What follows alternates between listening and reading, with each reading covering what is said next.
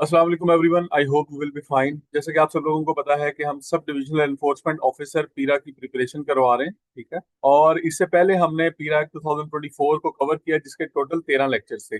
आजकल जो लॉ हम कवर कर रहे हैं वो है प्राइस कंट्रोल एक्ट, या इसको price control of essential commodities act 2024 भी कहा जाता है। और आज इस सिलसिले का सेकंड लेक्चर है और probably it will be the last lecture, ठीक है। और ये आज के दिन जो है वो हम क्या करेंगे, प्राइस कंट्रोल एक्ट को कंप्लीट कर लेंगे। तो यहाँ पे हमने सेक्शन नंबर 6 पढ़ना है, फिक्सेशन ऑफ प्राइसेस। इसमें सबसेक्शन 1 है, ये क्या कहता है, subject to such direction as may be passed by the council, the provincial controller general और any officer authorised by him और controller of prices and supplies. वो कहता है कि जो भी डायरेक्शन जो है जो पास की जाए काउंसिल की तरफ से, प्रोविंशियल कंट्रोलर जनरल की तरफ से। प्रोविंशियल कंट्रोलर जनरल कौन सा होता है? सेक्रेटरी इंडस्ट्रीज है, मैंने आपको कल भी बताया था, सेक्रेटरी इंडस्ट्रीज। और any officer authorised by him और controller of prices and supplies, या फिर controller of prices and supplies जो है। May controller of prices and supplies कौन था जी? ये डीसी था डिस्ट्रिक्ट के अंदर। May by an order fix the specific maximum prices of essential commodities. उसने कहा कि वो एसेंशियल कमोडिटी की जो है वो स्पेसिफिक प्राइस, मैक्सिमम प्राइस जो है वो फाइनल कर सकता है। यानी वो ये कह सकता है कि जो मिल्क है मिसाल के तौर पे, उसका रेट होगा 170। इसी तरह से वो कहता है कि योगर्ट जो है इसका रेट होगा 180, जैसे कि आजकल चल रहा है। तो इसका मतलब ये है कि ये उसके पास एम्पावर्ड है, वो अंडर सेक्शन 6 के वो प्राइसेस फिक्स कर सकता है, ठीक है। तो जो भी ऑर्डर किए जाते हैं, जो भी पब्लिक रिप्रेजेंटेटिव्स होते हैं या पब्लिक ऑफिस होल्डर्स होते हैं या जो सरकारी अफसरान होते हैं, वो जो भी ऑर्डर कर रहे होते हैं उसके बिहाइंड कोई ना कोई जो है वो लीगल सपोर्ट मौजूद होती है। अच्छा भाई, एंड डिफरेंट प्राइसेस में बी फिक्स्ड। प्राइसेस जो है वो डिफरेंट हो सकती हैं फॉर डिफरेंट लोकेलिटीज और at different stages of transaction. Different localities में प्राइस डिफरेंट भी हो सकती है, and the period for which it is being fixed at any essential commodity और क्लास ऑफ कमोडिटी, ठीक है। और किसी भी जो है वो क्लास ऑफ कमोडिटी के लिए जो है वो प्राइसेस जो है वो डिफरेंट हो सकती हैं, या किसी ट्रांजैक्शन के लेवल के ऊपर प्राइस जो है वो डिफरेंट हो सकती है। ट्रांजैक्शन लेवल का मतलब ये है कि प्रोड्यूसर लेवल पे और उसके बाद डिस्ट्रीब्यूटर लेवल पे और होगी, होलसेलर रिटेलर पे डिफरेंट होगी। Sub section 2, the provincial controller general, ठीक है, ये secretary industries or any other officer authorised officer, any officer authorised by him और controller of price and supplies may review the prices of fixed or extend the period of the order under the subsection 1 if the circumstances so demand by recording reasons in writing. उसने कहा है कि ये prices को review भी करते रहेंगे। इसमें सिर्फ उसने मेन जो चीज बताई है ना, वो कहा है कि ये नहीं है कि आपने एक दफा प्राइसेस सेट कर लिया और उसके बाद आप सो गए। उसकी वजह ये कि देखिए ना, इन्फ्लेशन बढ़ रहा है, कॉस्ट ऑफ प्रोडक्शन बढ़ती है, तो आपने साथ साथ चीजों की कीमतें जो है वो भी बढ़ाते जाना है। तो चूंकि इन्फ्लेशन इंक्रीज हो रहा है, इस वजह से आपने जो है वो प्राइस जो है वो इंक्रीज करनी होती है। तो इसका मतलब यह है कि आप इनको रेगुलरली रिव्यू करते रहेंगे। इसके इसीलिए जो है वो डिस्ट्रिक्ट में प्राइस कंट्रोल कमेटी की मीटिंग होती रहती है। उसके बाद सेक्शन 7 है, selling or reselling of essential commodities. No person shall sell or resell any essential commodity at a price higher than the maximum price so fixed। जो भी प्राइस जो है वो फिक्स की है, जैसे मैंने अभी जो है वो मिल्क की प्राइस जो है वो कहा था कि हमने मिसाल ली थी। मिल्क की प्राइस हमने कहा था कि जी 170 डिस्कस की गई है, ठीक है, डिसाइड की गई है। तो इससे ज्यादा कोई नहीं बेच सकता। जो इससे ज्यादा बेचेगा, जारी बात है, फिर उसके ऊपर पीरा फोर्स जो है वो एक्शन लेगी, या उसमें प्राइस कंट्रोल मैजिस्ट्रेट्स जो है वो एक्शन लेंगे और उनके ऊपर फाइन वगैरह किया जाएगा। And such person shall display a list of fix price. वो जो फिक्स प्राइसेस है उसकी लिस्ट भी उसको डिस्प्ले करना जरूरी है। Of essential commodity at conspicuous place of his sale point. Conspicuous का मतलब बच्चों क्या होता है? नुमाया जगह पे। ऐसा नहीं है कि वो कहीं छुपा के लगा देगा बल्कि सामने लगाएगा जो हर आने वाले कस्टमर को नजर आएगी। इसके बाद है जी हमारे पास सेक्शन नंबर 8। सेक्शन 8 क्या कहता है? Disposal of seized essential commodity. ये क्या है जी? Notwithstanding anything contained in any other law for the time being in force and in addition to the prosecution under the act। वो कहता है कि अगर किसी और लॉ में कुछ भी लिखा हुआ है तो ठीक है, तो उसको जो है कंसीडर नहीं किया जाएगा। And in addition to the prosecution under the act, ठीक है, the essential commodity seized under the act may be sold by an officer। अगर एसेंशियल कमोडिटी जो है वो कहीं से मिल गई, किसी ने जखीरा किया हुआ था, गंदम जखीरा की हुई थी जी, कितनी 1 लाख बोरी, वो अगर मिल गई है तो क्या करेंगे आप? उसको सीज कर लेंगे, ठीक है। पीरा फोर्स क्या करेगी? उसको जब्त कर लेगी। सीज मतलब जब्त कर लेना, जब्त बहक के सरकार। और उसके बाद क्या करेंगे जी? उसको सेल करेंगे। जारी बात है, आपने रख के क्या करना है, वो तो पेरिशेबल है ना, कुछ अरसे बाद खराब हो जाएगी। The essential commodities seized under the act may be sold by the officer. इसको सेल भी किया जा सकता है by an officer who seized the essential commodities on the spot at the price fixed for the essential commodities under the act. जो भी उसकी price है उस प्राइस पे उसको आप सेल कर देंगे, ठीक है। उसके बाद सबसेक्शन 2 है, the cell proceed so collected under subsection 1 shall be deposited in the profit bearing bank account in any scheduled bank empowered to receive the government dues and if accused person whose essential commodity is sold is, ठीक है। तो इसको आप ये जो पैसे हैं उसको आप किसी सेविंग अकाउंट के अंदर, ठीक है, प्रॉफिट बेरिंग अकाउंट का मतलब होता है सेविंग अकाउंट में जिसमें आपको प्रॉफिट मिलता है उसमें आप रख सकते हैं। लेकिन और उसके बाद लेकिन ये कब तक आप रखेंगे, अगर अब इसमें क्लॉज ए और क्लॉज बी है, एक्विटेड एन ऑफेंस, अगर जो जो पर्सन है, एक्यूज्ड पर्सन है जिसपे इल्जाम लगाया था, मुजरिम नहीं था जो कि मुलजिम था जिसपे सिर्फ इल्जाम था, अभी acquitted of an offence, acquitted का मतलब होता है बरी हो जाना, अगर वो बरी हो जाता है तो ऐसी सिचुएशन में क्या करेंगे, the deposited amount shall be released to the said accused person, वो उस पर्सन को दे दी जाएगी, ठीक है, वापस कर दी जाएगी। आपकी बड़ी मेहरबानी, हमने आपकी कमोडिटी सेल की थी, उसकी प्राइस जो है वो आपको हमने दे दी। अगर कन्विक्टेड हो जाता है, ठीक है, कन्विक्टेड मतलब सजा हो जाती है उसको, convicted of an offence, the deposited amount shall be forfeited, ठीक है, जब्त कर ली जाएगी, ठीक है, कब्जा कर लिया जाएगा टू द गवर्नमेंट, गवर्नमेंट के बहक के सरकार जो है वो उसको जब्त कर लिया जाएगा, उसको 1 रुपया भी वापस नहीं दिया जाएगा अगर ये साबित हो जाता है कि वो वाकई गिल्टी था, उसने जखीरा अंदोजी की हुई थी या कोई इस तरह की जो है वो बात सामने आ जाती। अब सेक्शन 9 क्या है जी, supply of information. Supply of information में क्या आता है, every dealer, importer, producer or seller shall supply to the provincial controller general or any authorized officer by him or controller of prices and supplies such information regarding the production, import, purchase, stock, sale, distribution। वो कहता है कि ये जो लोग हैं, चाहे आप बात करें प्रोविंशियल कंट्रोलर जनरल की या किसी उसके ऑथराइज ऑफिसर की या controller of prices and supplies की, वो जो भी इंफॉर्मेशन आपसे चाहे, चाहे वो प्रोडक्शन से रिलेटेड है, इंपोर्ट से रिलेटेड है, परचेज है, स्टॉक है, सेल है, डिस्ट्रीब्यूशन है या किसी भी एसेंशियल कमोडिटी से रिलेटेड कोई भी इंफॉर्मेशन वो चाहे तो वो जो है वो उनको दी जानी चाहिए, ठीक है। तो वो तो जो जो भी जो है वो इंपोर्टर है, होलसेलर है, डिस्ट्रीब्यूटर है, डीलर है, कुछ भी है, वो उसको प्रोवाइड करने का जो है वो पाबंद होगा। Of any essential commodity as the provincial controller or any officer authorized by him, controller of prices supply may by an order in writing। वो इन राइटिंग वो उनको उनको लिखेगा और ये वो चीजें जो इन्फॉर्मेशन चाहिए उनको वो लाजमी प्रोवाइड करेंगे।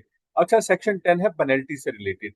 सब सेक्शन 1 क्या कहता है, any person who contravenes any order made under the act shall be punishable with imprisonment for the term which may extend to 3 years or with fine which may extend to 500,000 rupees or both. उसने कहा है जो भी जो है वो इस order को कॉन्ट्रावीन करेगा, ठीक है, जो कि एक्ट के तहत किया गया है, एक्ट के तहत अगर उसको कोई ऑर्डर के मिसाल के तौर पर उसको ये कहा गया है कि आप फॉर एग्जांपल वो डीलर है, उसको कहा गया आपने स्टॉक का सारा डाटा हमें दें और वो लेकिन वो देने के ऊपर जो है वो राजी नहीं है, तो ऐसी सूरत में क्या किया जाएगा कि एक्ट जो है उसको पनिश करेगा with imprisonment which may extend up to 3 years, 3 साल की सजा है, 3 साल जो है वो कैद हो सकती है, और विच may extend with fine which may extend to the 500,000 rupees या फिर 5 लाख का जुर्माना हो, ठीक है, दोनों चीजें हो सकती हैं और बोथ दोनों भी हो सकती हैं, दोनों में से कोई एक भी हो सकती है, 3 साल कैद है या 5 लाख रुपए जुर्माना है। Sub section 2, any person convicted for an offense punishable under the act if convicted again for an offense under the act the punishment under subsection 1। अच्छा, अब उसने ये काम जो है फिर दोबारा कर, एक दफा उसको सजा मिली, ठीक है, जुर्माना हुआ उसको 5 लाख का, उसने पे किया और 1 महीने के बाद दोबारा उसने यही काम कर दिया, ऐसी सूरत में क्या करेंगे, shall not be less than 1 month, फिर आप उसको जो है वो गिरफ्तार करेंगे और इस सूरत में 1 मंथ की उसको सजा हो सकती है और फाइन जो है वो 45,000 रुपीज का जो है वो दोबारा हो सकता है, ठीक है। तो इस दफा जो है वो सेकंड में कन्विक्शन जो है वो थोड़ी कम है, थोड़ी सजा जो है वो कम है अगेन अगर वो पकड़ा जाता है। और both and the business premises, और दोनों इकट्ठे भी हो सकते हैं, और द बिजनेस प्रेमिसेस में also be sealed for a maximum period of 7 days, 7 दिन के लिए आप उसका कारोबार भी सील कर सकते हैं। तो ये वो सारी पेनल्टीज हैं जो उस शख्स के लिए हैं जो कि किसी ऑर्डर को ओबे नहीं कर रहा, चाहे वो ऑर्डर जो है वो प्रोविंशियल कंट्रोलर जनरल का है या फिर जो है वो दूसरे किसी और ऑफिसर का है, controller of price and supplies का है। तो ये था जी सेक्शन नंबर 10। अब सेक्शन नंबर 11 की बात करते हैं। सेक्शन नंबर 11 जो है वो कॉग्निजेंस से रिलेटेड है, वो बहुत ही छोटा सा है। The offences under the act shall B cognizable and non bailable. Cognizable बच्चों क्या होता है, मैं आपको पीरा एक्ट में भी समझा चुका हूँ। कॉग्निजेबल का मतलब होता है काबिले दस्त अंदाज। काबिले दस्त अंदाजी का मतलब ये है कि पुलिस इसके ऊपर जो है वो डायरेक्ट एफआईआर और गिरफ्तारी कर सकती है, एफआईआर भी हो सकती है इस पे और गिरफ्तारी भी करती है। लेकिन जो काबिले दस्त अंदाजी नॉन कॉग्निजेबल ऑफेंसेस होते हैं वो ऐसे ऑफेंस होते हैं कि जिनके अंदर पहले आपको कोर्ट में जाना पड़ता है, ठीक है, पीरा जो है वो पहले कोर्ट में जाएगी, वहां पे जाके रिट फाइल करेगी और कोर्ट ऑर्डर करेगी उसके एफआईआर के। सही है, और गिरफ्तारी के। लेकिन ऐसी सिचुएशन के अंदर यहाँ पर जो है वो आपको डायरेक्ट जो है वो गिरफ्तारी हो सकती है, काबिल दस्तअंदाजी है, कॉग्निजेबल है, और नॉन बेलेबल है। इसकी जो है वो प्री अरेस्ट बेल नहीं होती, अरेस्ट बेल, और इसकी जो बेल है वो हाई कोर्ट से होती है जाके। तो ये था जी सेक्शन नंबर 11। अब बात करते हैं सेक्शन नंबर 12। सेक्शन नंबर, ये छोटे छोटे सेक्शंस हैं, आज इंशाल्लाह हम इसको कोशिश करते हैं कि कंप्लीट कर लें। सेक्शन नंबर 12 है अपील से रिलेटेड। अपील का मतलब क्या है कि अगर किसी शख्स के खिलाफ कोई फैसला हुआ है, ठीक है, और वो उसके लिए अपील करना चाह रहा है, तो वो क्या करेगा? एनी प्रोड्यूसर है, कोई डीलर है, इंपोर्टर है, सेलर है, if aggrieved by an order of the controller of prices and supplies, अगर वो ये समझ रहा है कि वो एग्रीव्ड है, ठीक है, उसका जो है वो हक मुतासर हुआ है, एग्रीव पर्सन है, ठीक है, उसके साथ कोई ज्यादती हुई है, किसकी तरफ से? Controller of prices and supply यानी डीसी की तरफ से। ये controller of prices and supplies है। May prefer an appeal with 7 working days, 7 दिन के अंदर, 7 डेज, वो क्या करेगा? अपील करेगा। किसके पास? अच्छा, ये सवाल जो है वो आपके एमसीक्यूज में आ सकता है, ये देख लीजिएगा, कमिश्नर के पास, ठीक है जी। And the order passed by such divisional commissioner shall be final, और जो भी ऑर्डर उसकी तरफ से किया जाएगा वो फिर फाइनल होगा। उसके बाद अगर ये जाएगा तो कोर्ट में जाएगा, अदरवाइज और कहीं नहीं जा सकता। Sub section 2, any producer, dealer, importer or seller if aggrieved by an order of the provincial controller general or any officer authorized by him may prefer an appeal within 15 working days of the passing of order to the appellate committee। अच्छा भाई, appellate committee के पास भी जाया जा सकता है, सही है। Any person, producer, dealer, importer or seller if aggrieved by the any order of the provincial controller general. अब ये प्रोविंशियल कंट्रोलर जनरल कौन सा है? He is secretary industries. अब सेक्रेटरी इंडस्ट्रीज ने कोई ऑर्डर दिया है तो जारी बात है उसके अगेंस्ट कमिश्नर के पास तो नहीं जाएगा, तो उसके अगेंस्ट जो है यहाँ पर एपिलेट कमेटी बनाई हुई है। एपिलेट कमेटी का पर्पज यह है कि वो अपील्स सुनने के लिए ही बनाई गई है। तो उस एपिलेट ट्रिब्यूनल के पास या उस एपिलेट कमेटी के पास जो है वो ये चला जाएगा, कॉन्स्टिट्यूटेड बाय द काउंसिल, जो कि काउंसिल ने बनाई है। कौन सी काउंसिल? जो भी हमने डिस्कस किया ऊपर, ठीक है, कल वाले लेक्चर में। And the order passed by such appellate committee shell be final, और उस एपिलेट कमेटी का जो भी फाइनल ऑर्डर होगा वो फाइनल होगा। तो ये अपील था। अगर डीसी का ऑर्डर है तो कमिश्नर के पास जाएंगे, और अगर जो है वो सेक्रेटरी इंडस्ट्रीज या प्रोविंशियल कंट्रोलर जनरल का ऑर्डर है तो उसके खिलाफ क्या करेंगे? आप एपिलेट कमेटी में जाएंगे। उसके बाद है attempts and abetment, section number 13। ये छोटे छोटे सेक्शन है, बहुत ही आसान है, इसको हम ज्यादा लंबा नहीं खींचेंगे, जल्दी जल्दी इसको कंप्लीट करेंगे। Any person who attempts to contravene or abets a contravention of any order made under the act shall be deemed to have contravened the order। अगर एक कोई शख्स है, attempt to contravene, ठीक है, खिलाफ वर्जी करने की कोशिश करता है, या अबेट, इयानत करता है, उसकी मदद करता है किसी की, ठीक है, a contravention of any order made under the act shall be deemed to have contravened the order, तो उसको यही समझा जाएगा कि उसने ऑर्डर की खिलाफ वर्जी की है। कॉन्ट्रावीन का मतलब है क्या किया है? खिलाफ वर्जी की है। Provided that the person who buys an essential commodity for his personal consumption, लेकिन अगर उस शख्स ने वो पर्सनल कंजम्पशन के लिए रखी, मिसाल के तौर पे किसी के पास जो है वो 30 बोरी गंदम निकल आती है, वो कहता है जी मेरी तो फैमिली बहुत बड़ी है, हम सारे भाई इकट्ठे रहते हैं, और हमारी फैमिली के टोटल मिला के जो है वो तकरीबन 25 लोग हैं, 4 भाइयों के बच्चे वगैरह सारे मिला के, तो हमें तो जो है उसकी जरूरत है जी। तो वो देखते हैं कि वाकई हाँ भाई इनकी जरूरत है, तो ऐसी सिचुएशन के लिए क्या करेंगे? वो ऐसी सिचुएशन में उसको छोड़ देंगे। Provided that the person who buys the essential commodity for his personal consumption or use and not for sale, he shall not be deemed to have abetted the contravention of such order. तो फिर उसके ऊपर जो है वो abetted का या contravention का चार्ज नहीं लगाया जाएगा। उसके बाद सेक्शन 14 है offences by corporation. Offences, offences जुर्म को कहते हैं, कॉर्पोरेशन यानी company. If a person contravening an order made under the act is a company, ठीक है, अगर कोई कंपनी जो है वो कोई कॉन्ट्रावेंशन कर रही है, यानी कंपनी जो है वो कोई चीज स्टोर कर ली है, उसने चीनी स्टोर कर ली है, गंदम स्टोर कर लिया, और अदर बॉडी कॉर्पोरेट और द पार्टनरशिप है और other body of the individuals, ठीक है, पार्टनरशिप है, सोल प्रोप्राइटरशिप है, बिजनेस की कोई भी फॉर्म है, एवरी डायरेक्टर, तो कहते हैं जी उसका हर डायरेक्टर, हर मैनेजर, सेक्रेटरी, मेंबर और अदर ऑफिसर और एजेंट देयर ऑफ, ठीक है, shall unless he proves that the contravention took place without his knowledge or that he exercised all due diligence to prevent such contravention be deemed to guilty the such contravention, ठीक है। वो कहता है कि हर बंदा जो है वो इसमें गिल्टी होगा, जो भी हमने ऊपर बताए हैं, डायरेक्टर है, चाहे वो मैनेजर है, सेक्रेटरी है, मेंबर है, या कोई और ऑफिसर है, अनटिल अनलेस के जो है वो अपनी जो है वो उसके अंदर ये शो करे कि वो कॉन्ट्रावेंशन उसकी वजह से नहीं हुई है, और दूसरा वो उसके नॉलेज में नहीं थी, तीसरा ये कि उसने अपनी तरफ से पूरी पूरी ड्यू डिलीजेंस की थी कि वो इस काम को जो है वो रोक सके, ठीक है। तो जब तक वो अपने आप को बेगुनाह जो है वो साबित ना कर दे, तब तक जो है वो हर पर्सन, हर डायरेक्टर, हर मेंबर, हर एम्प्लॉय जो है वो इसके अंदर गिल्टी फील किया जाएगा, कंसीडर किया जाएगा। उसके बाद है जी false statement. A person shall be punished with imprisonment for the term which may extend to 3 years। 3 साल तक उस शख्स को जो है वो सजा दी जा सकती है कैद की, या विद फाइन और बोथ। या फिर फाइन किया जा सकता है, और फाइन की यहाँ पर जो है वो इन्होंने लिमिट नहीं बताई, या फिर दोनों किए जा सकते हैं अगर कोई फॉल्स स्टेटमेंट देता है। मैंने आपको ये कहा था पहले, हमने एक सेक्शन भी पढ़ा है कि इंफॉर्मेशन इनसे जो है वो तलब की जा सकती है किसी भी टाइम, कि कोई इंफॉर्मेशन किसी इंपोर्टर से, किसी डीलर से, इंपोर्टर है कोई या कोई डीलर है, ठीक है, होलसेलर है, कोई डिस्ट्रीब्यूटर वगैरह कोई भी है, तो उससे अगर कोई इंफॉर्मेशन उसने मांगी है इदारे ने, ठीक है, या डीसी ने, और उसने गलत इंफॉर्मेशन प्रोवाइड कर दिया, तो ऐसी सूरत में क्या होगा? When required by an order made under the act, make a statement or furnish information, makes any statement or furnishes any statement which is false in any material particular, or and which he knows or has reasonable cause to believe to be false, does not believe to be true।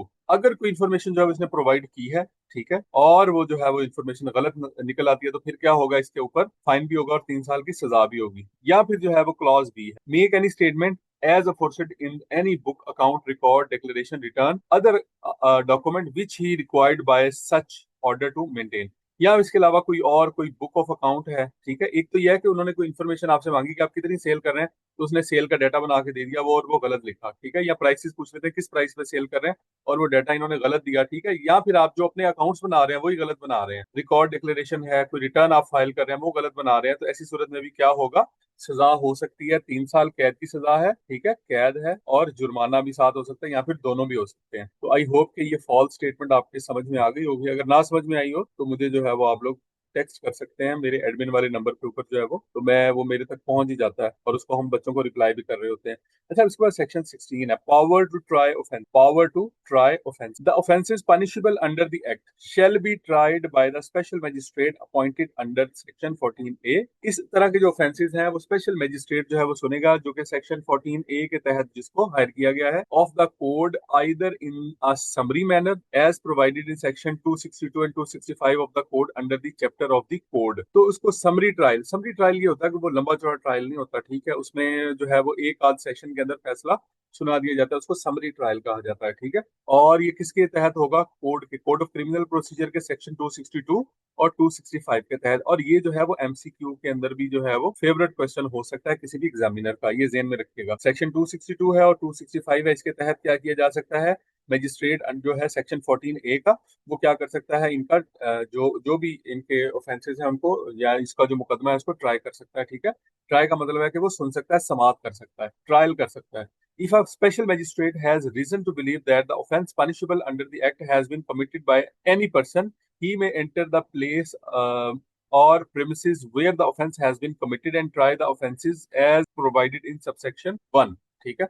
अगर जो है वो special magistrate जो है वो ये चाहता है, उसको जरूरत महसूस होती है, तो वो उस प्रोविंसेस सॉरी उस प्रेमिसेस को भी जो है वो विजिट कर सकता है जहां पर जो है वो ये जो ऑफेंस है ये कमिट किया गया है, ठीक है। ये चेक करने के लिए कि वाकई जो है वो ये उसने इस तरह की कोई हरकत की है, क्योंकि सामान वगैरह उसका सीज कर दिया होगा अगर उसने जफीरा अंदोजी की है, तो ऐसी सिचुएशन के अंदर वो खुद भी जो है वो जाके उसको विजिट कर सकता है, यानी इसको प्रीमिसेस एंटर होने की यहाँ पर इजाजत दे दी गई है एक्ट के अंदर। इसके बाद है जी burden of proof, section number 17। ये क्या है? Where any person is prosecuted for contravening any order made under the act which prohibits him from doing an act or being in possession for a thing without lawful authority or without permit, licence or other document, the burden of proving that he has the authority, permit, license or other document shall be on him। अब अगर एक शख्स जो है जिसको prosecute किया जाता है, ठीक है, कि उसने ऑर्डर को कॉन्ट्रावीन किया, प्रोसिक्यूट का मतलब है उसको उसमें मुकदमा चलाया जाता है, ठीक है, कि उसने ऑर्डर को कॉन्ट्रावीन किया है। कॉन्ट्रावीन का मतलब है खिलाफ वर्जी की है कोई भी किसी ऑर्डर की, जो कि एक्ट के तहत जो है वो दिया गया था, चाहे डीसी ने दिया जाए किसी और ने दिया, जो कि ऑथराइज ऑफिसर है। तो ऐसी सिचुएशन के अंदर जब वो ये कहते हैं कि आपको, फॉर एग्जांपल कोई ये कहता है कि मेरे पास जो है वो गंदुम मौजूद है, सही है, कितनी है? 1 लाख बोरी, और वो ये भी कहता है कि मेरे पास इसका परमिट भी मौजूद है। तो अब जो है वो परमिट उसने प्रोड्यूस करना है, ठीक है। परमिट कौन प्रोड्यूस करेगा? जो ऑफेंडर है। बल्कि वो ये नहीं कहेगा कि जाएं जाके ढूंढ ले, मेरा परमिट है मेरे पास, जाएं आपके इदारों ने मुझे इशू किया हुआ है। इस तरह भी लोग बात कर देते हैं, तो ऐसी सिचुएशन में फिर जो है वो उस पर कार्रवाई करनी जरूरी बन जाती है। तो वो कहता है कि वो कोई परमिट है या लाइसेंस है जी मेरे पास है, मैं नहीं दिखाता, आपके इदारों ने दिया हुआ है, आप अपना रिकॉर्ड चेक करें।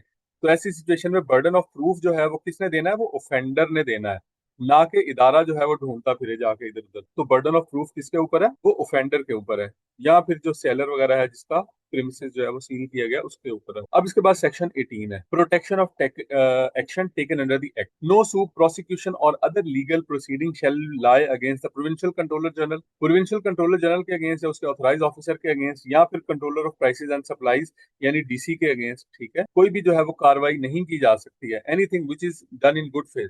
अगर गुड फेथ के अंदर इन्होंने कोई भी काम किया तो इनके ऊपर किसी किस्म का कोई प्रोसिक्यूशन, लॉ सूट, एफआईआर वगैरह नहीं हो सकती। लॉ ने क्या किया, इनको प्रोटेक्शन जो है प्रोवाइड कर दी है। उसके बाद है जी section number 19, power to make rule. The government may by notification in the official gazette make rules for carrying out the purposes of the act. हमने आपको पहले भी पढ़ाया था कि गवर्नमेंट जो है वो क्या करती है, सबसे पहले होता है हमारा कॉन्स्टिट्यूशन। उस कॉन्स्टिट्यूशन के मुताबिक जो है वो एक्ट्स बनते हैं, एक्ट्स या फिर ऑर्डिनेंस, ठीक है। उनके मुताबिक फिर आगे जो है वो रूल्स बनाए जाते हैं, आगे फर्दर जो है वो रेगुलेशंस बनाई जाती हैं। रूल्स और रेगुलेशंस जो है वो मजीद डिटेल होती है उसके अंदर, सही है।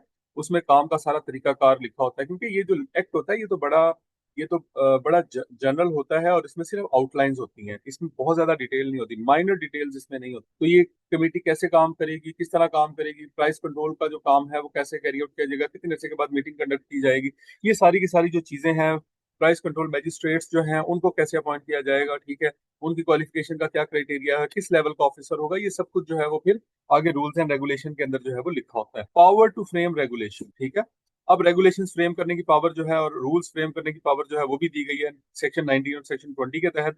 Power to amend the schedule. अब ये जो नीचे स्केड्यूल हम मैं अभी आपको दिखाऊंगा, मैंने आपको बताया था इसमें 49 कमोडिटीज का नाम लिखा हुआ है, तो इसको अमेंड भी किया जा सकता है, इसमें कमोडिटीज निकाली भी जा सकती हैं और मजीद ऐड भी की जा सकती हैं। तो दिस सेक्शन नंबर 21। अब इसके बाद है जी हमारा सेक्शन नंबर 22। सेक्शन 22 क्या कहता है? Over riding effect. ये जो हमारा एक्ट है ना, इसका इफेक्ट जो है वो ओवर राइडिंग है। Any order made under the act shall have effect notwithstanding anything inconsistent therewith contained in any enactment or other than the act, or any instrument having effect by the virtue of the enactment other than the act। उसने कहा है कि ये जो act है इसका over riding effect है। अगर इस तरह की कोई भी इससे मिलता जुलता ऑर्डर अगर दिया गया है तो ये क्या करेगा, ये जो एक्ट है ये उसको ओवरराइड करेगा, ठीक है। ये एक्ट जो है वो प्रिवेल करेगा, इस एक्ट को जो है कंसीडर किया जाएगा, उस वाले ऑर्डर को या उस नोटिफिकेशन को जो है वो कंसीडर नहीं किया जाएगा। उसके बाद है रिपील एंड सेविंग। उसके बाद है नंबर 23, रिपील एंड सेविंग। इसमें क्या है जी? The Punjab price control of essential commodities ordinance 2023 is hereby. अच्छा, ये जो Punjab price control of essential commodities act 2024 है, इससे पहले था Punjab price control of essential commodities ordinance 2020, ठीक है। ये ऑर्डिनेंस था 2023 का, उसको रिपील कर दिया गया। रिपील का मतलब बच्चों क्या होता है? उसका मतलब है कैंसिल, ठीक है, उसका मतलब है कैंसिल कर दिया गया। Notwithstanding the repeal under subsection, notwithstanding the repeal under subsection 1, action taken under the repealed ordinance shall be deemed to have been taken under the act, ठीक है। अब इसका मतलब ये है सबसेक्शन 2 का कि जो भी एक्शन जो है वो ऑर्डिनेंस 2023 जो है उसके तहत लिए गए हैं, यानी ऊपर जो रिपील कर दिया गया है वो यही कंसीडर किया जाएगा कि वो इस एक्ट के तहत लिए जाए। क्योंकि अगर उसको टोटली रिपील कर दिया जाए और ये वाली लाइन ना लिखी जाए तो इसका मतलब है उसके तहत जितने भी एक्शंस लिए गए हैं वो नल एंड वॉइड हो जाएंगे। लेकिन ये लाइन लिखने का मकसद ये है कि आपने जो 2023 का ऑर्डिनेंस है उसके तहत जितने भी एक्शंस लिए हैं उन सबको आपने क्या किया, यहाँ पर आपने एक प्रोटेक्शन प्रोवाइड कर दी। अब आपको इसके बाद जो है वो दिखा देते हैं कि इसके स्केड्यूल के अंदर कौन कौन सी कमोडिटीज शामिल है, और उसके बाद जो है वो हम इस लेक्चर को एंड करेंगे। स्केड्यूल में देखें जी, व्हाइट शुगर है, नंबर 2 पे व्हीट है, आटा है और मैदा है, गुड़, पैडी। उसके बाद मिल्क है, curd, beef, mutton, chicken, egg, poultry, fish, fruit, pulses, spices, red chilli है। उसके बाद केमिकल फर्टिलाइजर है, फुट्टी है, फुट्टी मतलब कॉटन, कॉर्न है, पल्सेस हैं, ग्राम है, एडिबल ऑयल है, कॉटन है, सीड है, हर तरह के पेस्टिसाइड है, ऑक्सीजन गैस है, सिलेंडर वगैरह। उसके देखें एसेंशियल कमोडिटीज की लिस्ट देखें कितनी बड़ी है। एलपीजी है, एलएनजी है, सर्जिकल ग्लव्स हैं, फेस मास्क हैं, हर तरह के सैनिटाइजर हैं, सरफेस क्लीनिंग प्रोडक्ट्स हैं। उसके बाद है जी आइसोप्रोफिल अल्कोहल है। उसके बाद है एडिबल ऑयल है, कोल, ब्रिक्स, सीमेंट, ऑर्डिनरी सैंड, ये आमतौर पे घरों की जो है वो उसमें तामीर में इस्तेमाल होती है। क्रश बजरी है, मिनरल वाटर है, सॉल्ट है, केरोसिन ऑयल है, फायरवुड है, आइस है, टी है, नान, रोटी, ब्रेड, डेट्स और समोसा। तो ये सारी की सारी जो है 49, ऑल 49 आर एसेंशियल कमोडिटीज, जो कि इसका स्केड्यूल है। और ये आपको पता होनी चाहिए, 2-4 दफा पढ़ लेंगे आपको पता लग जाएगा। इसमें से भी सवाल आ सकता है कि 3 कोई एसेंशियल कमोडिटीज दे दें और एक ऐसी कमोडिटी दे दें जो कि इनमें शामिल नहीं है, तो आपसे पूछा जाए कि all are essential commodities except कि इन सब में से कौन सी एसेंशियल कमोडिटी नहीं है, तो फिर आपको वो पता होना चाहिए, आप वो बताएंगे। तो ये था जी आज का लेक्चर, जिसमें हमने जो है वो price control of essential commodities act 2024 को कंप्लीट कर लिया। आई होप ये लेक्चर आपको समझ में आया होगा। हमें अपना फीडबैक जरूर बताइएगा। Wish you all the best. Allah Hafiz.